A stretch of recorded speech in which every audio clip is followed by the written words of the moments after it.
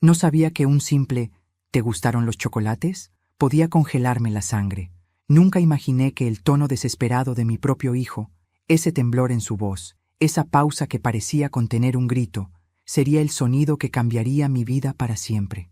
Todo comenzó con esa llamada, al día siguiente de mi cumpleaños, cuando él esperaba otra respuesta, una respuesta que debía haber sido fatal para mí. El día anterior, cuando recibí aquella caja de chocolates artesanales, sentí algo extraño, algo que no supe interpretar en ese momento. Era hermosa, envuelta en un papel dorado con un lazo vino tinto, tan elegante que parecía más un regalo de compromiso que un obsequio común. Mi hijo rara vez me regalaba algo, y cuando lo hacía era más por cumplir que por cariño. Pero esa caja se sentía distinta, perfecta, pensada, casi demasiado preparada. Y sin embargo, yo, tonta de mí, la dejé sobre la mesa sin abrirla de inmediato.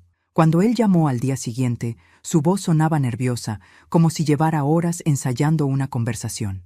«¿Y bien, mamá?», preguntó con un tono falso de entusiasmo. «¿Te gustaron los chocolates?». Yo estaba de buen humor. Había pasado la tarde anterior con mis nietos. Ellos habían visto la caja y se emocionaron más que yo. «Ah», respondí con una sonrisa. «Se los di a tu esposa y a los niños. A ellos les encantan los dulces». Hubo un silencio tan profundo que pensé que la llamada se había cortado. «Mamá», susurró al fin. «¿Qué hiciste?». «Pues eso», respondí tranquila. «Los compartí». ¿Qué hiciste?», gritó de pronto. «Dime que es una broma. Dime que no se los diste». Pero antes de continuar, quiero hacerte una invitación muy especial. Suscríbete al canal y deja tu me gusta. Esto me ayuda a ver que me apoyas y disfrutas de mis historias. Y comenta aquí abajo desde qué ciudad nos estás viendo. Ahora, continuemos. Aquel grito me golpeó el corazón. Nunca lo había escuchado usar ese tono conmigo.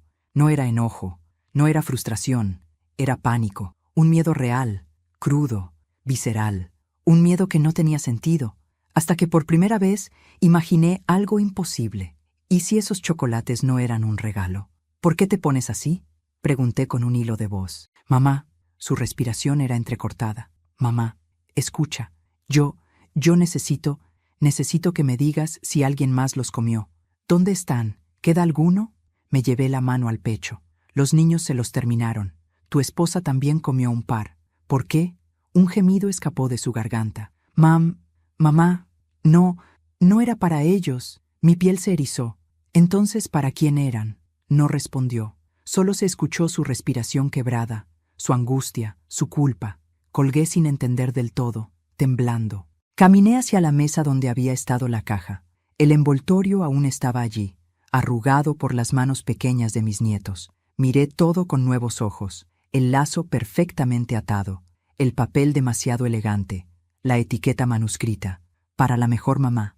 Disfruta tu día». Demasiado dulce, demasiado perfecto, demasiado ajeno al hijo que yo conocía.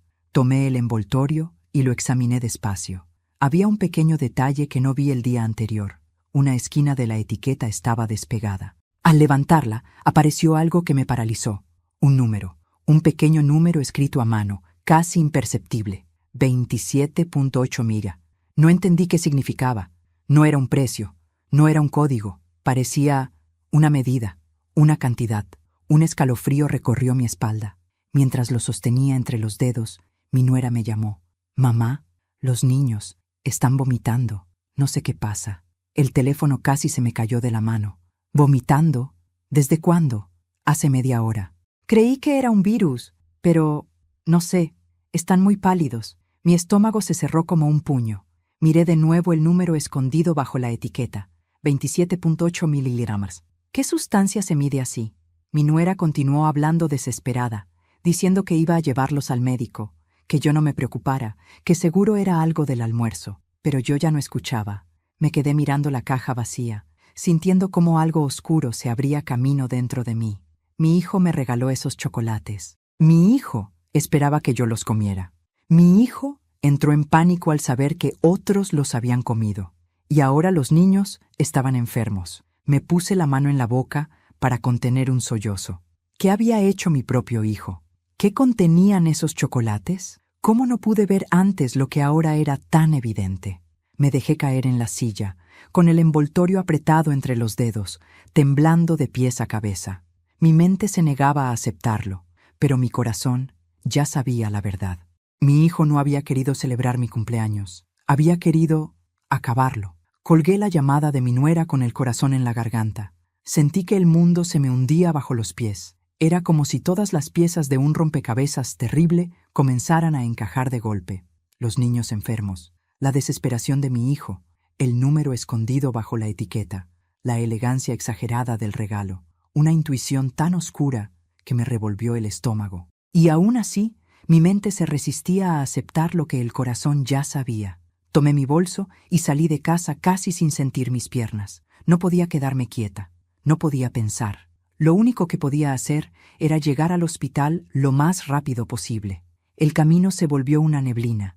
Semáforos, calles, autos, luces. Todo se mezclaba en una sola urgencia. Los niños, mis nietos, mis pequeños, los únicos seres en mi vida que jamás me habían pedido nada más que amor. Cuando llegué, encontré a mi nuera sentada en una silla de plástico, con los ojos rojos y las manos temblando. Al verme, se levantó de un salto y corrió hacia mí.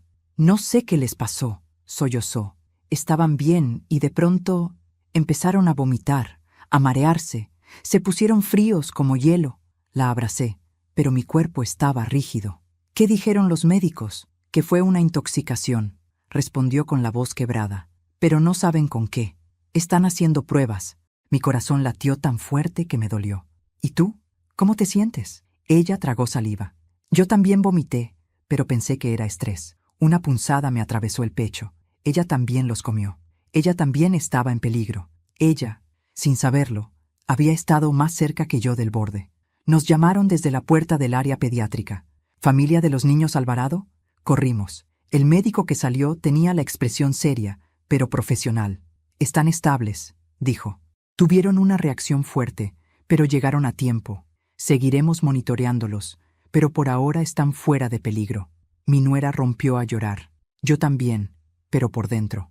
Una parte de mí agradeció ese milagro. Otra parte se hundió aún más en el horror, porque eso significaba que los chocolates sí tenían algo. Doctor, dije con voz baja, ¿qué tipo de intoxicación fue? Él dudó. Aún no lo sabemos. Encontramos rastros de una sustancia poco común. No es un alimento en mal estado. Es algo añadido. Esa palabra me perforó el alma.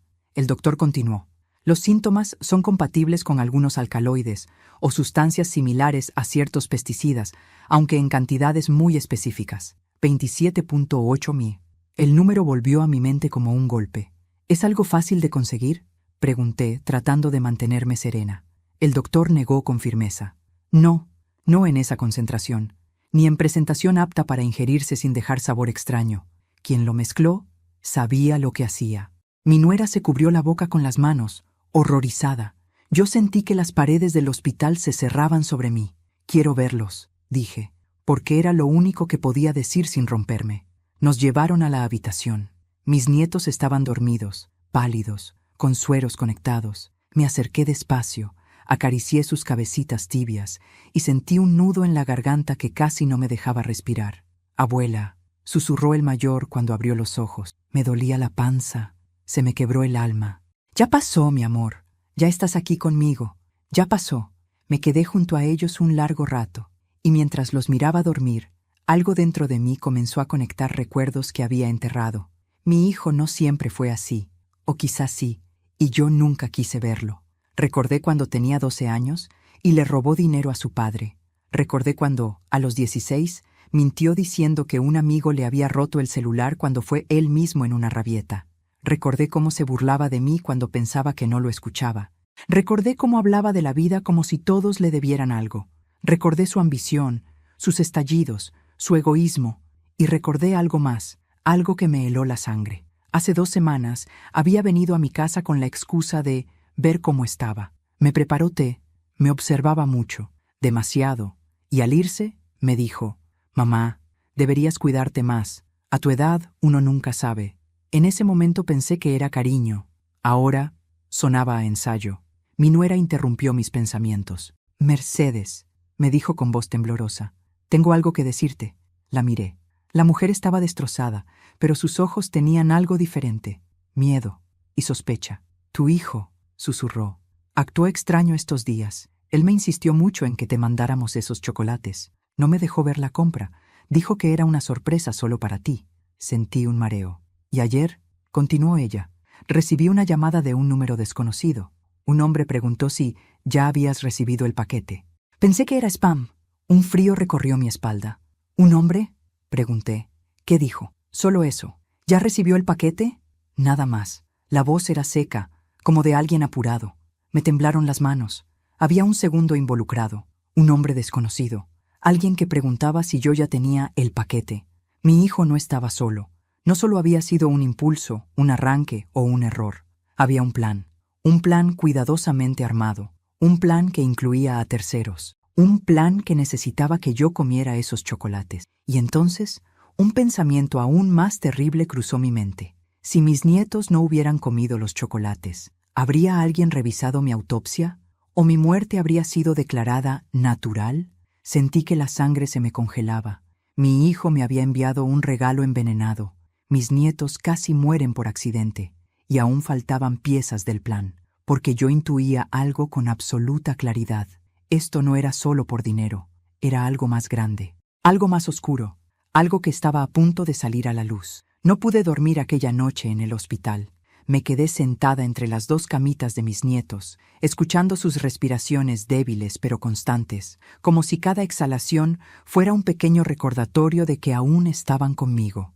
Mi nuera se había quedado dormida en una silla, agotada por el susto y la culpa, aunque yo sabía que su culpa no era la más grande en esa habitación. La mía tampoco. La verdadera culpa estaba en otro lugar, o mejor dicho, en otra persona.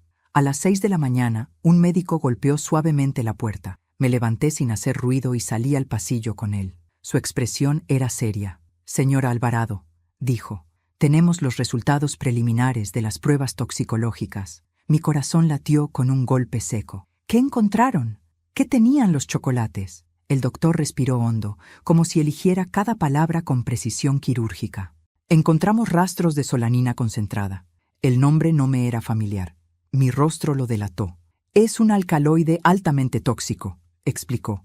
Normalmente se encuentra en plantas de la familia de las solanáceas, pero para alcanzar niveles peligrosos, alguien debió extraerla deliberadamente. No es algo casual, no es un alimento en mal estado, no se produce por accidente. Mi sangre se volvió hielo. Entonces, ¿fue añadido? El doctor asintió con una gravedad que me hizo temblar, con precisión y con conocimiento.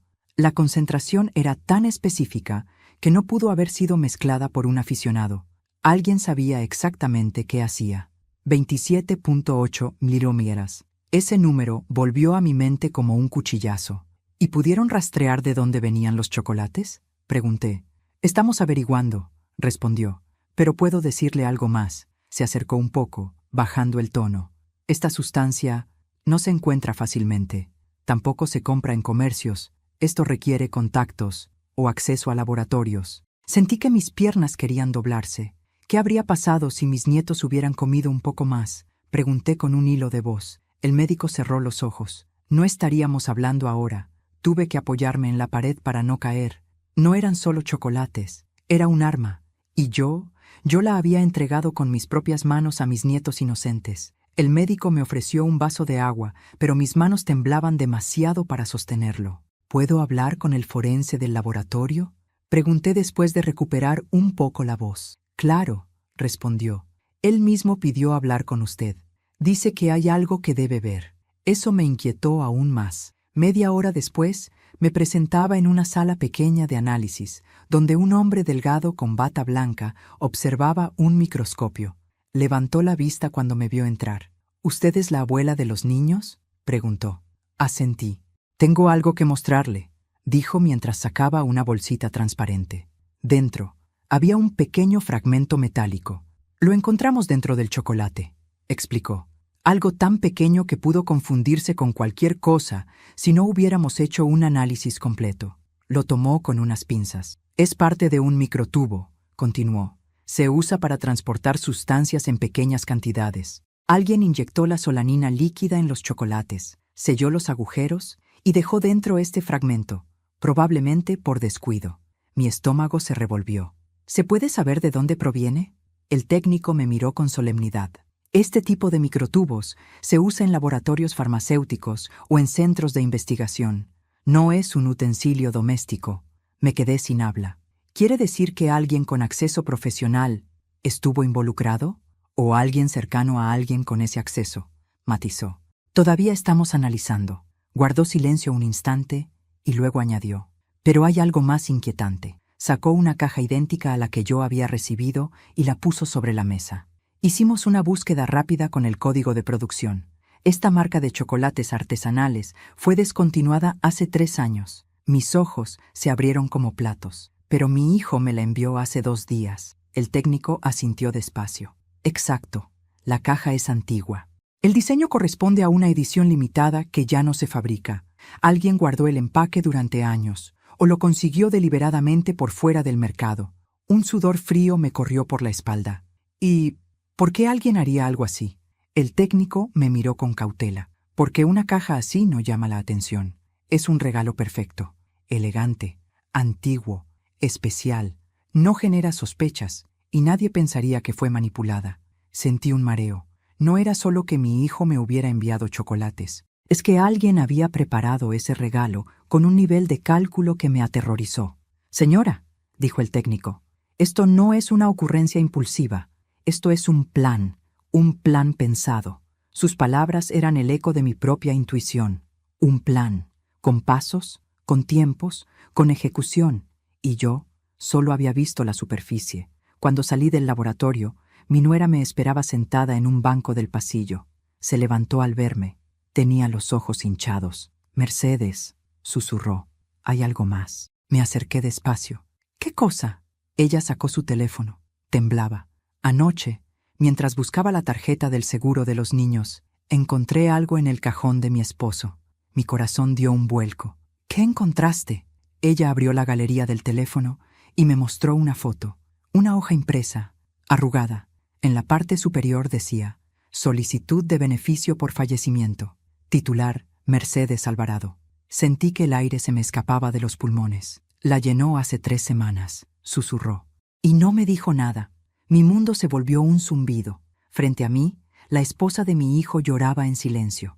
Mercedes, creo que mi marido quería que tú ya no estuvieras. Sus últimas palabras fueron un susurro quebrado. Y, aún así, sabía que eso no era lo peor, porque, mientras sostenía ese teléfono y veía ese formulario, entendía algo aterrador. Mi hijo apenas era la punta del iceberg. Había alguien más detrás, alguien con acceso, con conocimientos, con intención. Alguien que quizá llevaba años esperando este momento. Cuando sostuve en mis manos aquella solicitud de beneficio por fallecimiento, sentí que mis huesos se debilitaban. Nunca imaginé ver mi nombre impreso bajo un título tan macabro, mucho menos escrito por mi propio hijo. Esa hoja era la prueba física de algo que mi corazón aún luchaba por aceptar. Él había planeado mi muerte. No había manera de justificarlo. No había excusas que suavizaran la verdad. Él quería que yo desapareciera. Por dinero. Me quedé mirando el documento largo rato, como si las letras pudieran transformarse en otra cosa, como si fuese posible cambiar lo que significaban. Pero no, eran definitivas, incuestionables, y lo que más me hirió no fue su firma, sino la fecha. 3 semanas atrás. Lo había pensado, calculado, preparado. No era un impulso, ni un ataque de ira. Era la frialdad pura de una decisión premeditada. Mi nuera tenía los ojos llenos de lágrimas. Yo no sabía nada, Mercedes, te lo juro. Si lo hubiera sabido, nunca habría dejado que los niños comieran esos chocolates. La abracé. No es tu culpa. Tú también eres víctima en esto. Y realmente lo era.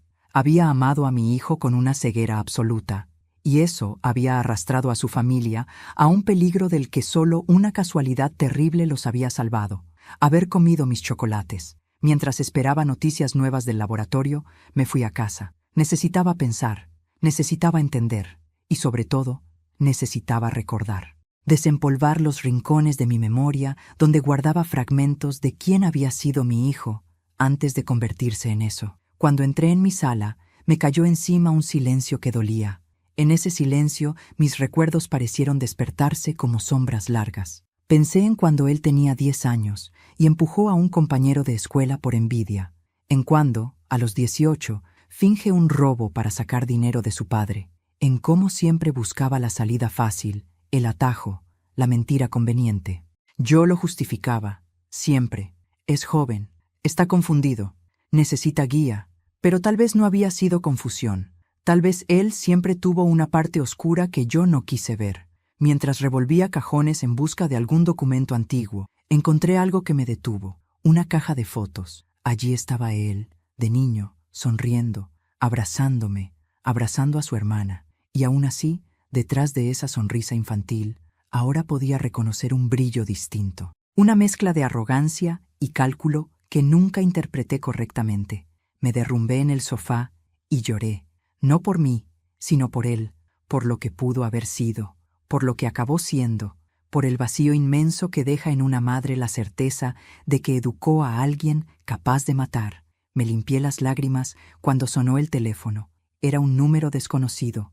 Dudé un segundo, pero contesté. «¿Señora Mercedes Alvarado?», preguntó una voz masculina. Sentí un escalofrío. «Sí». «¿Quién habla?» «Soy el detective Morales. Llevo la investigación por la intoxicación de los menores. Necesito hablar con usted. Sé que ha estado en el hospital, pero hay avances importantes». Mi respiración se aceleró. «Estoy en casa. Puede venir».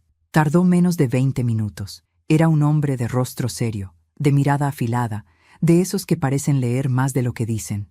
«Señora», comenzó, «encontramos 2 cosas que complican el caso y lo vuelven más grave». Le hice pasar a la sala. «Dígame», susurré, casi sin voz. Sacó una carpeta gruesa y la puso sobre la mesa. «Primero», dijo abriendo la carpeta, «rastreamos el envío del paquete. Su hijo no lo compró en ninguna tienda. Fue armado a mano. Alguien consiguió la caja antigua, insertó los microtubos, dosificó la sustancia y lo llevó a una empresa de mensajería que no exige identificación detallada. Ya no había forma de negar nada. Él la planeó», dije. «Él lo hizo». «No tan rápido», replicó Morales. «Sí, su hijo está involucrado, pero no actuó solo». Mi corazón dio un vuelco. «¿Qué quiere decir?» El detective sacó otra hoja. «Tenemos cámaras de seguridad del envío. Su hijo aparece, pero no está solo.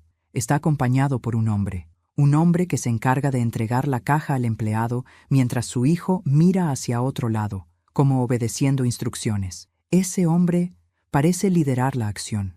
No es un simple acompañante». Me quedé helada. «¿Quién es?» El detective tomó aire, como si pesara cada palabra. «Creemos que es alguien cercano a usted».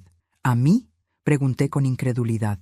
Él asintió. «Sí, alguien que conoce su rutina, su dirección, su fecha de cumpleaños. Alguien que estuvo en su vida en los últimos años. Alguien que no es ajeno a su familia». Un temblor subió por mi espalda. «¿Tiene nombre?». El detective pasó una fotografía hacia mí. Cuando la imagen se detuvo en la mesa, mis manos temblaron. Era un rostro conocido. Un rostro que jamás habría imaginado ahí. Un rostro que formó parte de mi vida, como si fuera de confianza. «¿Él?», susurré con horror. El detective asintió. «Sí, él. Su yerno, el esposo de su hija». Sentí que el mundo se me oscurecía. «Pero, ¿por qué?». Apenas pude articular. «Porque él también tenía motivos». El detective abrió otra hoja. Descubrimos movimientos bancarios sospechosos entre él y su hijo. Transferencias pequeñas, repetidas, como si estuvieran pagando algo en conjunto. «Además», siguió, «encontramos su nombre vinculado a un laboratorio farmacéutico donde trabajó hace años». Un zumbido me llenó los oídos. «¿Quiere decir que ellos dos...». «Sí, señora», respondió Morales con firmeza. «Su hijo y su yerno trabajaron juntos. No es solo un crimen familiar, es una conspiración económica, una en la que usted era el obstáculo final». Mi respiración se detuvo. Mi hijo, mi yerno, juntos, planeando mi muerte. No por odio, no por accidente, no por impulso, por dinero, por ambición, por conveniencia. Y por primera vez en toda la historia, lo supe con una claridad aterradora. Mi supervivencia no fue un milagro, fue una amenaza para ellos. Me quedé mirando la fotografía sobre la mesa como si estuviera viendo una escena imposible. Mi yerno, el esposo de mi hija, el hombre que había cenado en mi mesa cientos de veces, que me llamaba suegra, con una sonrisa amable, que cargaba las sillas del jardín cuando se ofrecía a ayudar, que siempre me trató con esa cortesía suave que uno confunde con respeto. Ese hombre estaba allí, en una imagen fría, sosteniendo una caja que contenía una dosis mortal de veneno, una caja destinada a mí. Sentí que algo dentro de mí se rompía de una manera que ninguna traición anterior había logrado. Si mi hijo me había roto el corazón, mi yerno acababa de desgarrarlo. El detective Morales, con su voz firme pero compasiva, continuó. Su yerno trabajó hace años en un laboratorio clandestino que cerró tras una investigación. Están buscando conexiones con la sustancia encontrada en los chocolates, pero las transferencias entre él y su hijo, esas son las pruebas que más pesan. Hay dinero entrando desde hace meses, pequeñas cantidades, de formas muy específicas. Mi cabeza daba vueltas. Mi hijo quería mi herencia. Mi yerno, ¿qué ganaba él? Cerré los ojos para poder pensar, y entonces recordé algo que me heló la sangre. Mi hija, en la última Navidad, dijo algo que en ese momento me pareció una tontería. Últimamente creo que mi marido está más interesado en tu vida financiera que en la nuestra. Yo me reí. Ella no. Ella insistió. Yo cambié de tema. Qué ironía tan cruel. La pista estuvo frente a mí, pero preferí ignorarla. La voz del detective interrumpió mis pensamientos. Necesito saber, señora Alvarado, si usted está dispuesta a colaborar con la investigación.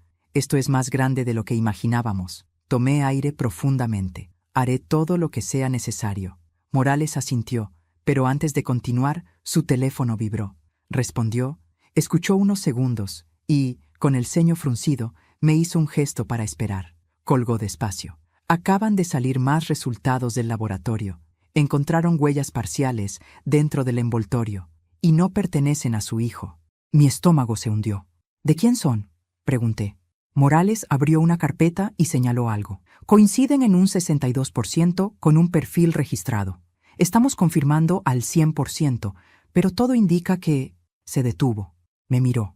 Su expresión decía que la verdad dolería aún más. Dígame de una vez, exigí. Indican que las huellas podrían ser de su hija. Sentí que el aire desaparecía de mi cuerpo. Di un paso hacia atrás, y luego otro, hasta que choqué contra la pared. No, susurré.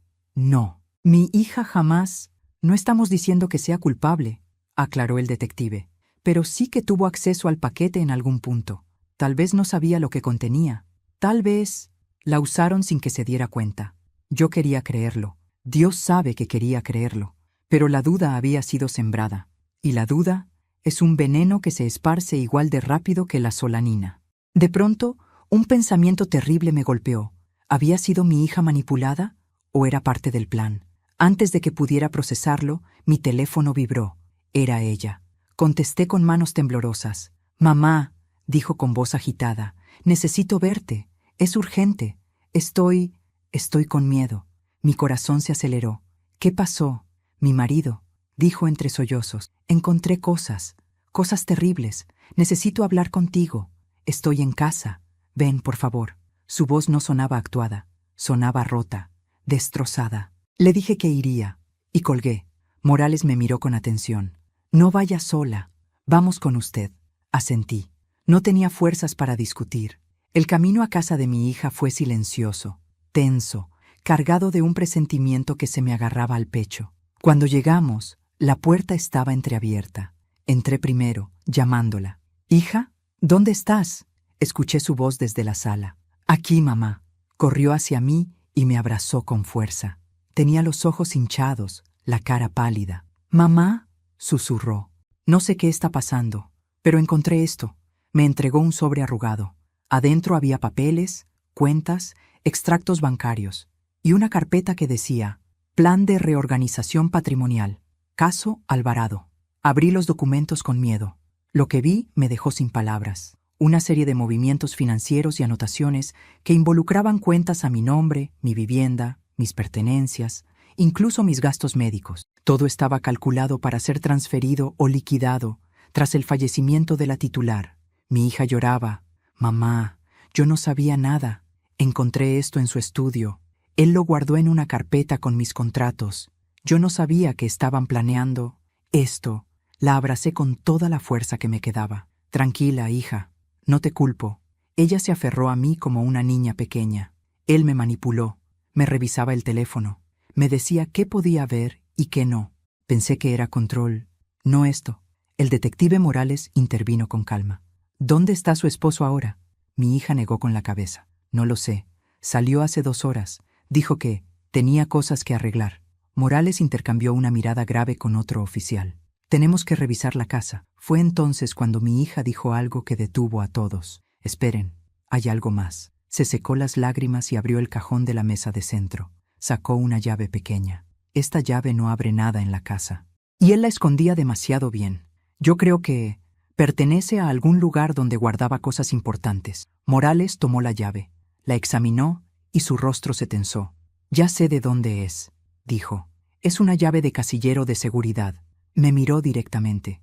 Y si su yerno tiene documentos allí, es muy posible que su hijo también los tenga. Sentí un escalofrío tan grande que tuve que apoyarme en el sofá. Entonces, susurré. Ahí está la última pieza del plan. Morales asintió. Sí, señora. Ese casillero podría contener la evidencia final. O algo peor, la prueba de que esto no fue solo por dinero, sino por un secreto que usted no sabía que tenía. El mundo pareció detenerse. Pero antes de continuar, dime aquí en los comentarios qué te está pareciendo esta historia hasta ahora y qué harías tú en su lugar. No te vayas del video, porque lo que viene a continuación te pondrá la piel de gallina. El detective Morales sostuvo la llave entre sus dedos como si fuera una pieza sagrada, un fragmento crucial del rompecabezas que por fin podía abrirnos la puerta a la verdad. Yo la observaba sin poder apartar la vista. Aquella pequeña llave metálica parecía inocente, pero sabía que detrás de ella había algo grande, algo peligroso, algo que mi hijo y mi yerno habían querido ocultar a cualquier precio, incluso al precio de mi vida. Tenemos que ir al banco, dijo Morales. Ese casillero podría contener documentos, contratos, grabaciones, algo que explique por qué hicieron todo esto. Mi hija seguía temblando. Se sentó en el sofá, sosteniendo su cabeza entre las manos. No entiendo cómo llegamos a esto, susurró. Mi marido, mamá, si tú vieras las cosas que encontré, planillas, notas, mensajes codificados, como si él llevara años preparando algo. Años, mamá. Sus palabras me perforaron el pecho. Años. Eso significaba que no era una idea reciente, ni un momento de desesperación. Era un plan de larga data, paciencia fría, cálculo, maquinación. Respiré profundo para no perder el control. Hija, escucha, le dije. Tú también fuiste víctima. Él te usó. No te culpes. Ella levantó la mirada, con lágrimas conteniéndose en sus párpados. Pero yo podría haber visto antes. Las señales estaban ahí.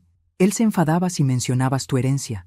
Se ponía tenso cuando venías. Decía que tú eras un obstáculo para nuestra estabilidad económica. ¿Cómo no lo entendí? Me acerqué y acaricié su hombro. Porque uno no imagina el mal cuando viene de alguien que dice amarte. Ella rompió a llorar. Morales esperó un momento y luego habló. Debemos movernos. Si su yerno o su hijo sospechan que estamos tras ellos, pueden destruir pruebas. Esa frase me atravesó como un rayo. Mi hijo, mi propio hijo. ¿En qué momento lo perdí? ¿En qué momento cambió tanto? ¿O siempre fue así? Y yo lo protegí tanto que nunca lo vi. Sacudí esos pensamientos. Ahora no era momento de llorar. Era momento de actuar. El banco estaba lejos, un edificio moderno de vidrio azul. Morales había pedido una orden judicial urgente para abrir el casillero. Gracias a la intoxicación, la evidencia previa y el documento de la solicitud de fallecimiento, el juez no tardó en aprobarla. Mientras esperábamos en la entrada, mi corazón golpeaba contra las costillas como si quisiera salir corriendo. Pero yo no iba a huir. No ahora. ¿Está lista para lo que encontremos?, me preguntó Morales. No, respondí. Pero igual abriré esa puerta. Nos llamaron desde adentro. Un gerente, serio y sudoroso, nos acompañó al nivel subterráneo.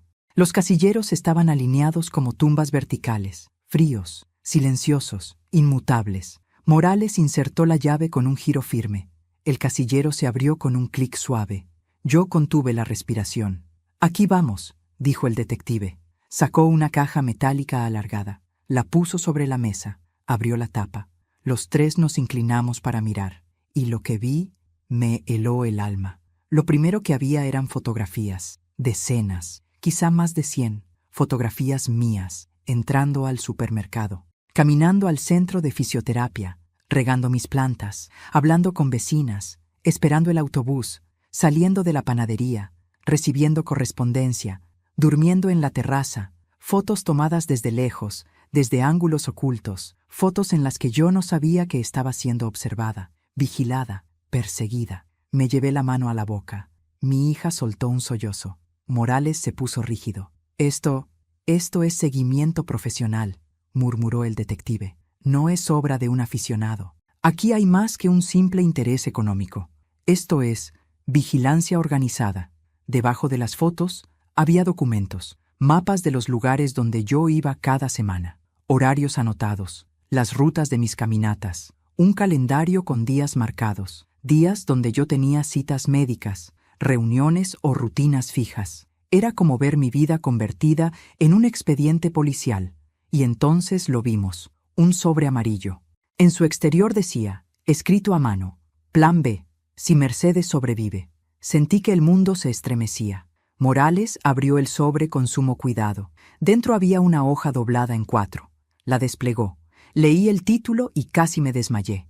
Procedimiento para incapacidad legal de la titular. Era un plan para declararme incapaz, internarme en un centro y tomar control total de mis bienes. Mi hijo, mi yerno. Ellos ya habían considerado la posibilidad de que el envenenamiento fallara. Y si fallaba, tenían un plan para destruirme sin matarme.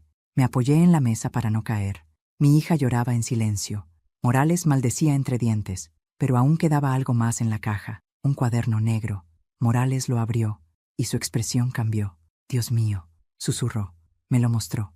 Era un cuaderno lleno de anotaciones secretas, fechas, nombres, cifras, tareas asignadas, y un título en la primera página. Sociedad Estratégica, M.A., Plus RG, M.A., mi hijo, RG, mi yerno. Eran socios, formalmente, en un plan, en una conspiración. Y luego, la frase que me destruyó por completo. Objetivo final, sucesión inmediata. Sentí que las piernas me fallaban. Tuve que sentarme. El mundo era una marea que no dejaba de golpearme. Morales cerró el cuaderno lentamente. Se acabó, dijo con voz grave. Con esto, caerán los dos. No hay forma de que escapen. Pero él no había visto lo último. En el fondo del casillero había un sobre más pequeño. Lo abrí con manos temblorosas. Era una carta, escrita con la letra de mi hijo. La primera línea decía, Mamá, si estás leyendo esto, es porque todo salió mal. Me quedé sin aliento. Morales se acercó para leer conmigo. Quiero que sepas que nada de esto es personal. Es necesario. Tú ya viviste tu vida. Nosotros apenas estamos empezando. No tenemos por qué quedarnos esperando tu herencia décadas. No es justo. No es práctico, no es eficiente. Lo entenderás cuando seas parte del plan. Yo lo hago por el bien de la familia. Algún día, todo esto tendrá sentido. La carta se me cayó de las manos. El detective respiró hondo. Mercedes, dijo con voz suave. Esto es la confirmación final. Pero yo apenas podía escuchar. Mi mente estaba en otra parte, porque al final de la carta había algo más, una firma. Y debajo de la firma, una frase que jamás olvidaré. PD, si algo sale mal, ya tenemos listos los pasos para el plan C. Mi voz se quebró. ¿Plan C? Morales me miró con una seriedad fría. ¿Sí? Y ahora tenemos que averiguar qué es el plan C. Nunca imaginé que llegaría el día en que tendría que preparar una trampa para mi propio hijo. Pero mientras sostenía aquella carta, donde él mismo explicaba, con una frialdad escalofriante, por qué debía morir, supe que no había otro camino. Ya no era una madre tratando de entender, era una mujer defendiendo su vida, y no pensaba perder. El detective Morales coordinó el plan con precisión quirúrgica. Él vendrá a ustedes, dijo. Ya sabe que los niños están en el hospital. Él querrá saber qué dijeron los médicos, querrá asegurarse de que no hayan descubierto lo que contenían los chocolates. Pero sobre todo, añadió mirándome a los ojos, vendrá para evaluar si usted sospecha algo. Y yo sí sospechaba, y él necesitaba creer que yo no. Esa era nuestra ventaja. Regresé a mi casa acompañada de 2 oficiales encubiertos. Morales instaló cámaras pequeñas en la sala, en la cocina y en el pasillo. Mi hija, aún temblando por la traición de su marido, Decidió quedarse conmigo. No quiero estar sola, dijo. Yo tampoco quería dejarla. Ya entrada la noche, escuchamos pasos en el porche. Un golpe seco en la puerta nos hizo contener la respiración. Mamá, dijo la voz de mi hijo al otro lado. Tenemos que hablar. Mi corazón golpeó mi pecho. Morales asintió desde su escondite, indicándome que abriera. Tomé aire, giro la llave, abro.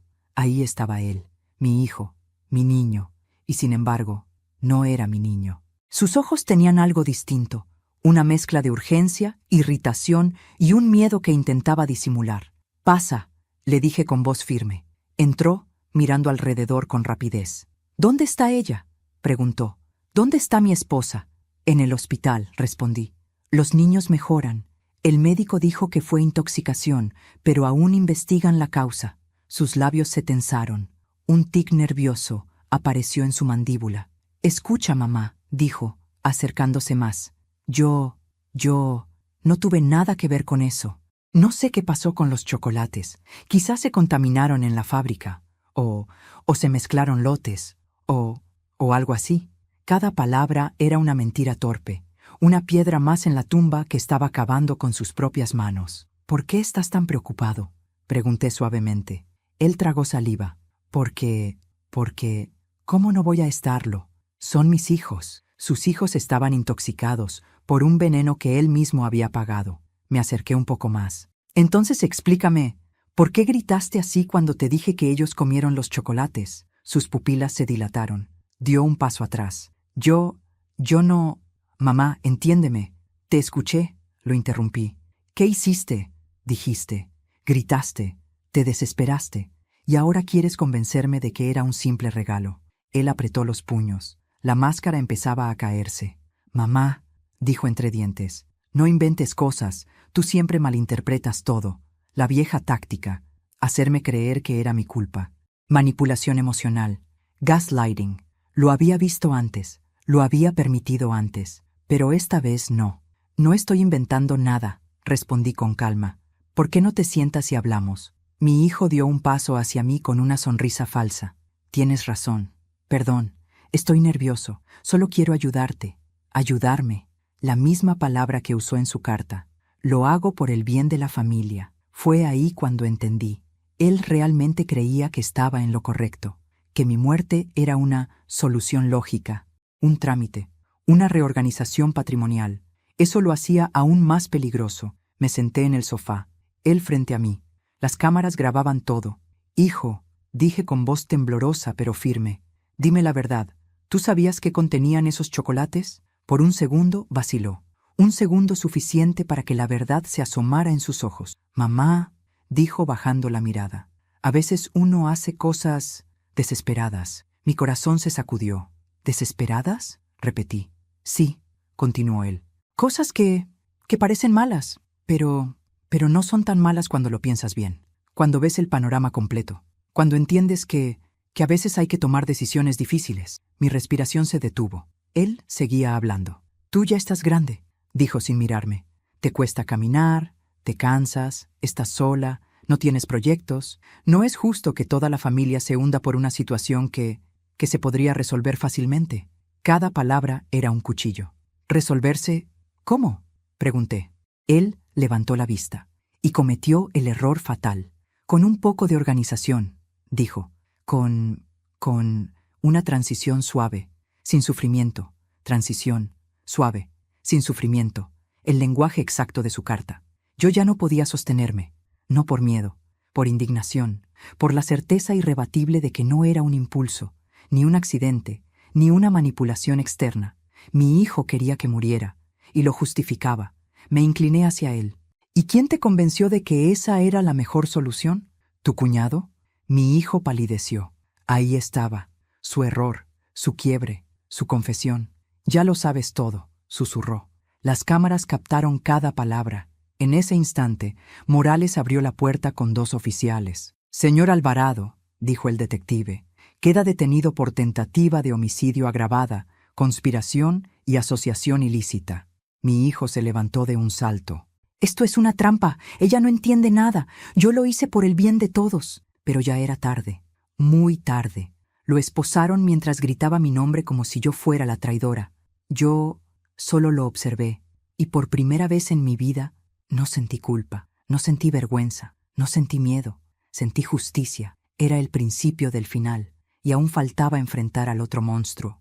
Cuando la puerta se cerró detrás de mi hijo y sus gritos quedaron reducidos a un eco lejano en el pasillo, sentí algo que no había sentido en semanas. Silencio. Un silencio que no era vacío ni angustioso, sino un silencio que me permitía respirar. Durante tanto tiempo había vivido atrapada en el miedo, la confusión y la traición, que ese momento, por breve que fuera, se sintió como abrir una ventana después de un incendio. Sin embargo, sabía que no era el final. Era apenas la mitad de la batalla. Todavía faltaba enfrentar al otro responsable, al otro cerebro detrás del plan, mi yerno. Ese hombre que había fingido afecto, respeto y familiaridad, mientras organizaba mi muerte con fría eficiencia. El detective Morales no me dio tiempo para hundirme en mis pensamientos. «Mercedes», dijo con firmeza, «tenemos que movernos rápido. Sabemos dónde está su yerno, o al menos dónde estuvo hace unas horas. Pero podría no quedarse quieto cuando se entere de que su socio ya cayó». Mi hija, con el rostro aún pálido por el dolor de la traición, se acercó a mí. «Mamá, yo quiero ir», dijo con voz tensa. «Necesito verlo. Necesito escucharlo decir...» «¿Por qué?». Le tomé las manos. «No», le respondí con suavidad. «Tú ya has sufrido suficiente. También eres víctima en esto. No tienes que presenciar lo que viene». Ella negó con la cabeza, con una mezcla de rabia, vergüenza y un profundo sentimiento de pérdida. «Él es mi esposo», susurró, «pero también es el hombre que planeó matarte. No puedo quedarme sentada esperando noticias. Necesito estar allí». Morales intervino. «Puedo permitirlo, pero tendrá que seguir mis instrucciones al pie de la letra. No debe acercarse a él. No debe confrontarlo. Podría ponerse violento si se siente acorralado». Ella asintió. Su determinación era una mezcla de dolor y fuerza recién descubierta. Verla así me rompía el alma, pero también me daba esperanza. Ya no era la mujer sometida y manipulada que su esposo había moldeado. Estaba despertando. Esa tarde nos dirigimos hacia un almacén industrial en las afueras de la ciudad, un antiguo centro de distribución donde, según los registros bancarios y las cámaras de seguridad, mi yerno había estado entrando y saliendo en los días previos. Mientras el auto avanzaba por la carretera, no pude evitar pensar en el nivel de organización detrás de todo. Él no solo había ayudado a envenenarme, no solo había vigilado mis movimientos, había esperado pacientemente a que las piezas se acomodaran de manera perfecta. Había actuado con la frialdad de alguien que cree tener todo bajo control, pero no contaba con que mis nietos comieran los chocolates, no contaba con que sobrevivieran. No contaba con que yo siguiera viva para ver el infierno que su ambición había construido. El auto se detuvo.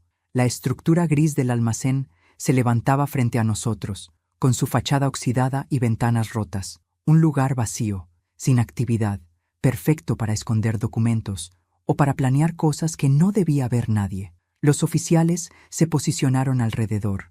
Morales me hizo un gesto para quedarme detrás de él. «Vamos», dijo. Entramos. El interior olía a humedad y polvo. La luz se filtraba por rendijas en el techo, creando franjas diagonales que atravesaban el silencio. Y allí, al fondo, entre cajas apiladas y herramientas viejas, estaba él, mi yerno, Roberto, sentado en una mesa metálica, revisando documentos, como si nada estuviera pasando, como si no hubiera un niño hospitalizado, como si su socio, mi hijo, no estuviera esposado. Mi hija ahogó un sollozo al verlo. Él levantó la cabeza. Al vernos, sus labios hicieron un gesto casi imperceptible, una sonrisa mínima, torcida, calculada. «Vaya», dijo con voz calmada. «La familia reunida». Morales avanzó con autoridad. «Roberto Gómez queda detenido por conspiración, tentativa de homicidio, asociación ilícita y envenenamiento agravado». Él no se levantó, ni siquiera se sorprendió. Solo entrelazó las manos y alzó las cejas. «Así que ya hablaste», dijo mirando a mi hija. «Hermoso, siempre supe que eras blanda». Mi hija tembló, pero no habló. Yo di un paso adelante. «Solo quiero saber una cosa», le dije. «¿Por qué? ¿Qué ganabas tú con mi muerte?» Roberto soltó una risa suave, como quien escucha una pregunta obvia. Mercedes, por favor, no seas ingenua. Tú tenías algo que los dos necesitábamos: tu patrimonio, tus propiedades, el local viejo de tu esposo, las inversiones que hiciste cuando nadie creía que funcionaría. Tú estabas sentada sobre todo, sin usarlo, sin moverlo, sin explotarlo. Era un tesoro dormido, dinero muerto. Mi hija llevó una mano a la boca, horrorizada. Eras un obstáculo, continuó Roberto, y los obstáculos se eliminan. Así funcionan las cosas en el mundo real. No es personal, no es personal. La misma frase que mi hijo había usado en su carta, la misma frialdad, la misma miseria humana. Mi voz salió más firme de lo que esperaba. Entonces, fuiste tú quien convenció a mi hijo. Yo solo lo ayudé a ver las cosas con claridad, dijo, cruzando los brazos. Él tenía sus propios motivos, deudas, frustraciones, resentimiento contigo por haber tenido una vida más fácil que él, según sus palabras. Yo solo reuní las piezas. Morales intervino. ¿Y el plan C?, preguntó. Roberto sonrió de lado. Ah, así que encontraron la carta. Muy bien. Significa que todo salió aún peor de lo que imaginé. Aún peor. ¿Qué es el plan C?, exigí. Roberto me miró directo a los ojos, como quien disfruta del golpe final. El plan C era simple. Si tú sobrevivías y no podíamos incapacitarte legalmente, entonces inventaríamos que eras peligrosa para ti misma.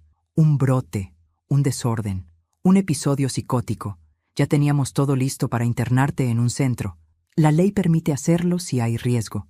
Y una mujer de tu edad, sola, vulnerable, es perfecta para ese tipo de diagnósticos. Sentí náuseas. Mi hija rompió a llorar. Morales apretó los dientes. «Eres un enfermo», le dije con la voz quebrada. «Un monstruo». Él se encogió de hombros. Yo lo llamo pragmatismo. Fue entonces cuando ocurrió. Un ruido seco. Un portón metálico golpeando. Roberto se giró, y 3 oficiales entraron corriendo. «Señor Gómez, está rodeado. Manos arriba». Él levantó las manos con calma, como si todo fuera un trámite. «Tranquilos», dijo. «No soy violento. No necesito serlo». Lo esposaron. Lo sacaron del almacén. Ni una lágrima, ni un arrepentimiento. Solo el mismo gesto sereno de alguien que cree que la ley es un juego del que puede salir si contraataca bien. Pero no esta vez. Días después fue el juicio preliminar. Mi hijo, cabizbajo pero aún buscando excusas, evitaba mirarme. Mi yerno, en cambio, mantenía la mirada en alto, como un estratega caído. Cuando los fiscales presentaron las pruebas, las fotografías, los documentos, el cuaderno negro, la carta, los análisis toxicológicos, la sala quedó en silencio absoluto. Era imposible negarlo. Era imposible minimizarlo. Era imposible justificarlo. Intentaron culparse entre ellos. Mi hijo dijo que Roberto había tenido la idea. Roberto dijo que mi hijo era quien tenía intenciones desde hace años. Ambos decían la verdad. Ambos mentían. Ambos eran culpables. El juez ordenó prisión preventiva inmediata. Yo caminé fuera del tribunal con mi hija a mi lado. Ella lloró en mis brazos. «Perdóname, mamá», susurró. No supe ver quién tenía a mi lado. La abracé con toda mi alma. «No tienes que pedirme perdón», le dije. «A veces el mal se esconde detrás de la costumbre, y nadie tiene culpa de confiar. La culpa es de quienes traicionan esa confianza». Ella siguió llorando, liberando días, meses, quizá años de manipulación, control y miedo. Yo también lloré, pero mis lágrimas eran diferentes. Eran de alivio, de cansancio, de agradecimiento por estar viva, de dolor por todo lo que perdí, pero también de fuerza por todo lo que recuperé. Recuperé mi voz, mi dignidad, mi vida. Hoy, mientras escribo estas palabras desde la mesa de mi cocina, con los niños sanos, mi hija a mi lado y una sensación de paz que pensé que nunca volvería a sentir, entiendo que mi renacer no vino del castigo que recibieron. Vino de saber que no dejé que me destruyeran, que luché, que sobreviví, que enfrenté el horror con la frente en alto, y que nunca más permitiré que alguien decida por mí, ni mi vida, ni mi muerte, ni mi destino. Porque hoy, a mis 67 años, sé que no hay edad para reconstruirse, y no hay traición tan grande que pueda apagar la fuerza de una mujer que decide levantarse. El día en que todo terminó, Desperté antes del amanecer. No sé si fue la costumbre, el silencio o ese instinto que aparece cuando el alma finalmente deja de pelear y empieza a sanar. Me puse una chaqueta ligera y salí a caminar por el jardín. El aire fresco de la mañana me recibió como un abrazo que llevaba demasiado tiempo esperando. Era la primera vez, en meses, que mi pecho no sentía el peso invisible del miedo. Por un momento, respiré hondo y pensé, estoy viva, sigo aquí. Y esas simples palabras, que antes parecían pequeñas, ahora tenían la fuerza de un milagro. Mis nietos salieron al porche minutos después, con sonrisas somnolientas y el cabello revuelto. Verlos correr hacia mí, reír, abrazarme sin miedo, sin dolor y sin peligro, fue el regalo más grande que pudo darme la vida. En cuanto los tuve entre mis brazos, supe que todo lo que atravesé valió la pena. No porque el sufrimiento fuese justo, sino porque aprendí que incluso en el abismo más oscuro, todavía hay luz esperándonos. Una luz que nos recuerda que no estamos hechos para rendirnos, sino para resistir. Mi hija apareció detrás de ellos, con una serenidad nueva en los ojos, una que nunca le había visto. Había sobrevivido a un matrimonio de mentiras, manipulación y control. Y al igual que yo, estaba aprendiendo a reconstruirse poco a poco. La tomé de la mano y ambas entendimos, sin decir palabra, que íbamos a salir adelante juntas, que lo peor había quedado atrás, que ninguno de los monstruos que intentaron destruirnos volvería a hacernos daño jamás. Ese pensamiento me llenó de una fuerza que no sabía que aún tenía. Miré el cielo, sentí el sol tibio sobre la piel, y por primera vez en mucho tiempo ya no vi sombras detrás de cada recuerdo.